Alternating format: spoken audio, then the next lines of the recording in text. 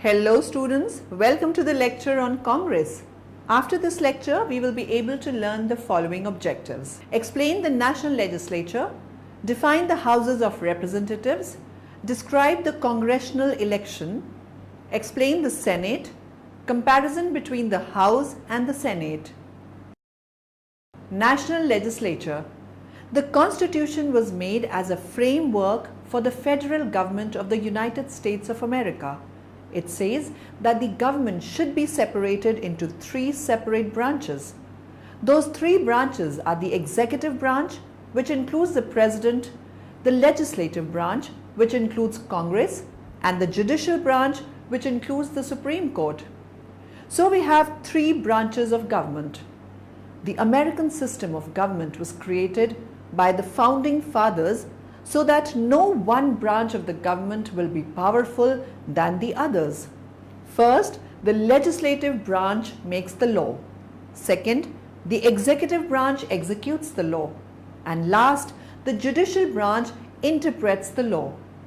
Each branch performs separate functions and checks the other branch's functions in different ways. They each have an effect on one another. Perhaps most importantly, every branch must respond to the will of the American people.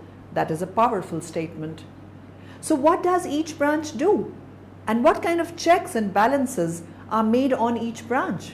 Let us start with the legislative branch of the US government. What are the roles and responsibilities of the legislative branch? Remember, this is a branch of the government that makes laws. They are a group of people known as Congress. The Congress is divided into two parts, the House of Representatives and the Senate. The legislative branch as a whole is charged with passing the nation's laws and allocating funds for the running of the federal government and providing assistance to the 50 US states. Sessions. The Constitution mandates that Congress convene at least once a year. Each Congress usually has 2 sessions. Types of sessions. There are different types of sessions during which either one or both chambers of Congress meet. The Constitution requires a quorum or majority to be present in order for the chambers to conduct business. Regular sessions are when the House and Senate are in normal operation during the course of the year. Closed sessions of the House or Senate are just that.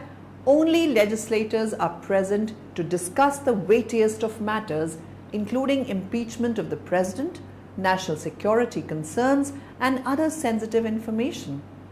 Joint sessions of Congress with both houses present occur when the president gives his State of the Union address or otherwise appears before Congress.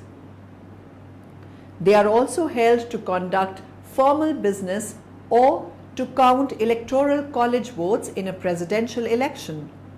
Lame duck sessions occur after the November elections and before the January inauguration, when some representatives are set to leave office, whether by choice or after failing to win re-election. Special sessions of Congress may be called in extraordinary circumstances. Duration of a Congress. Each Congress lasts 2 years and is comprised of 2 sessions. The dates of Congress's sessions have changed over the years, but since 1934, the first session convenes on January 3rd of odd-numbered years and adjourns on January 3rd of the following year, while the second session runs from January 3rd to January 2nd of even-numbered years. Of course, everyone needs a vacation, and Congress's vacation traditionally comes in August, when representatives adjourn for month-long summer break. Congress also adjourns for national holidays. Types of adjournments. There are 4 types of adjournments. The most common form of adjournment ends the day following a motion to do so. Adjournments for 3 days or less also require the adoption of a motion to adjourn. These are limited to each chamber. The House may adjourn while the Senate remains in session or vice versa. Adjournments for a period longer than 3 days require the consent of the other chamber and the adoption of a concurrent resolution in both bodies. Finally, legislatures may adjourn sine die to end a session of Congress, which requires the consent of both chambers and follows the adoption of a concurrent resolution in both chambers. House of Representatives. The House of Representatives is the lower chamber of Congress. In the House of Representatives, all states are represented and the number of representatives is determined by that state's population. As of now, the state of California holds the most number of representatives at 53, since it is also the most populous state in America. Currently, there are a total of 435 representatives. The members serve a term of 2 years and there is no limit to the number of times they can get re-elected. Every 2 years, there's usually over 100 representatives running for re-election. It is hard to understand why someone would run for position in the House of Representatives. Some run because they feel it is their civic duty, while some others run in order to change a policy, and some in hopes of stepping into a political position higher up. There are 3 requirements that a person must fulfill in order to run for elections in the House of Representatives, and these are found in the US Constitution. You must be a minimum of 25 years old at the time of induction. You must be a resident of the state in which your district resides. You must have been a US citizen for 7 years prior to induction. Now, these are just the technical requirements to be in the House of Representatives. Most candidates for Congress are well respected and upstanding members within their communities. They usually have at least some political experience, either on the local or state level. The Speaker of the House of Representatives is elected by the members of the House. Typically, the Speaker is a leader of the majority party and is the controlling officer. The principal role of the House of Representatives is to submit national legislation that encompasses the entire country, revenue and tax laws. A bill must be approved by the Senate as well as the President of the United States in order for it to be carried out as a law. However, if the President declines the bill, then Congress can resubmit it if they get at least 2/3 of the majority in both the Senate and the House of Representatives. Along with initiating bills, the House representatives can impeach government officials if there is a reason to. The House can also choose a president if the Electoral College is stuck in a deadlock tie. The House representatives have a huge power in their job description of regulating the country's government. The House of Representatives holds their session in the south of the United States Capitol. Congressional Election. The election of members of Congress is as significant to the people of the United States as the election of the President. In the system of government established by the US Constitution, the executive and legislative branches share in decision making. The governing powers are separated not only in the sense that the 2 elected branches of the federal government are populated with different individuals, that is, no US senator or representative may serve simultaneously in the executive branch, but also in that those serving in office are chosen in separate elections, though the elections are held on the same day. Citizens have the option to vote for a president from one party, a senator from another, and a member of Congress from either of those or a third party. Makeup of the Congress. Congress has 2 bodies, the House of Representatives and the Senate. The House was meant to be the body closest to the people, popularly elected from comparatively small districts with the frequent elections every 2 years. Today, California, the most populated state, has 53 seats in the House of Representatives. The Senate was designed to reflect state interests. Each state, regardless of population, has 2 senators. Senators serve 6-year terms, staggered so that 1/3 of the Senate seats is up for re-election every 2 years. Originally, senators were selected by state legislatures, but since 1913, they have been popularly elected. Though the Senate and the House have equal powers, a Senate seat is generally thought to be more prestigious than a House seat. Factors in electing members of Congress. There are 3 basic elements determining congressional elections: partisanship of the district, the presence or absence of an incumbent, and the issues of the day.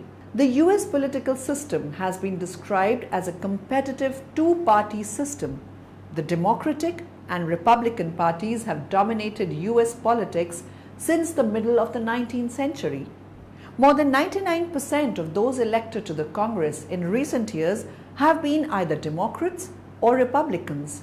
Senate.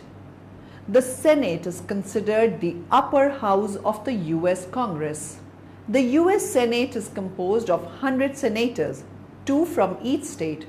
The members serve a term of 6 years. Every 2 years, 1/3 of the Senate is up for re-election. That way, everyone is not running for election at the same time.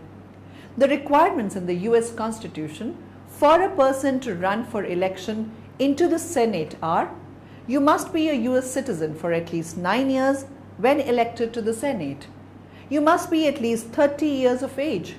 You must be a resident of the state that the senator represents. These are just the legal requirements. Typically, a US senator has had previous political experience before being elected, though this is definitely not a prerequisite. The Vice President of the United States presides over the Senate. Other Senate leadership includes President pro tempore, who leads the Senate in the absence of the Vice President, a Majority Leader who appoints members to lead and serve on various committees, and a Minority Leader. The Majority Party. It is a political party, either Republican or Democrat, that have majority of the seats in the Senate. If for some reasons there is a tie, the Vice President's political affiliation determines the majority party. The next largest party is known as the Minority Party. The President pro tempore, committee chairs, and some other officials are generally from the Majority Party. Both parties, majority and minority, have a person called whip who helps organize senators' votes along political party lines. The main function of the Senate is to look at decisions that the President has made and decide if they agree with the President. While the House of Representatives has the power to suggest impeachment of the President, Vice President and specific officials, with 2/3 majority, the Senate can remove an official from office. The Senate also investigates matters of national interest. In the past, these matters have ranged from the Watergate break-in to organized crime to the Vietnam War. The President of the United States may be the one who negotiates treaties and agreements with other countries, but the Senate must approve them in order for them to take effect. The chamber of the United States Senate is located in the north wing of the Capitol in Washington, D.C., the nation's capital. The Senate is commonly more deliberative of the 2 chambers of Congress. A debate on the floor may go on indefinitely, or at least until every senator has said everything they want to say on an issue. Some seem to talk forever. This is called a filibuster, a delay from further action by debating a topic at length. The only way to end a filibuster is through a motion of closure, which requires a vote of 60 senators. The US Senate was formed in 1787 by a convention informally referred to as the framers of the Constitution. These requirements have been in effect since that time. Comparison of the House and Senate. Let us now take a look at the structure of the Congress, the House of Representatives, and the Senate. his immediate cabinet, the judicial branch, which consists of the Supreme Court, and the legislative branch, also known as Congress. Congress is divided into two houses, the House of Representatives and the Senate. This two-chambered system is known as a bicameral legislature. The structure of Congress originated during the Constitutional Convention when the Founding Fathers determined how to allocate representation in government.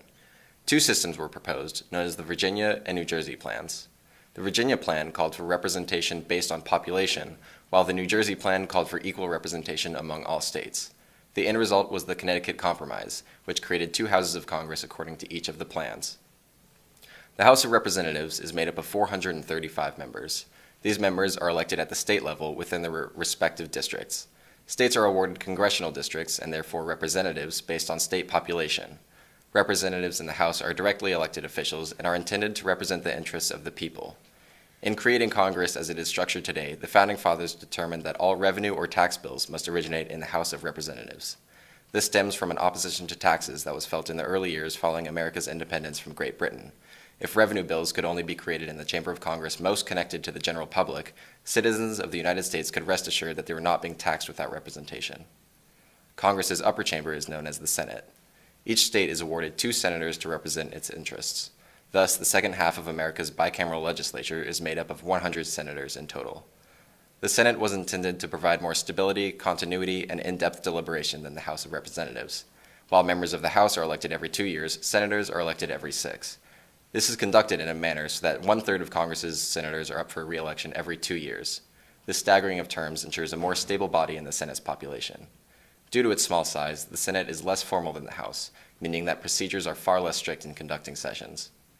While the two chambers of Congress have differing term lengths, neither the House nor the Senate utilize term limits, meaning members of Congress can continue to serve for as long as they are re-elected. The primary objective of the House and the Senate is to create the legislation that governs the United States. However, for bills to become laws, they must first pass through the rigorous committee system.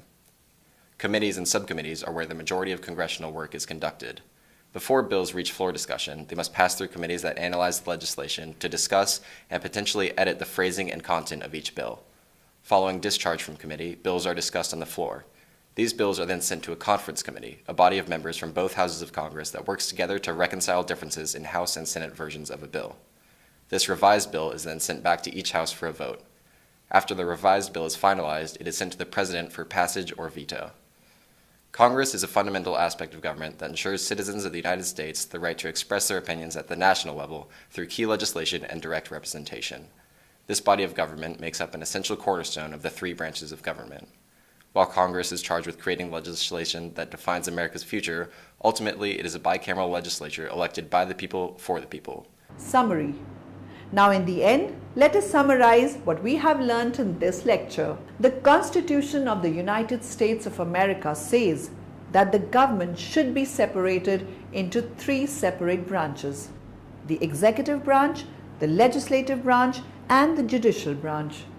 The legislative branch is a group of people known as Congress. The Congress is divided into 2 parts, the House of Representatives and the Senate. The House of Representatives is the lower chamber of Congress. There are a total of 435 representatives. The members serve a term of 2 years.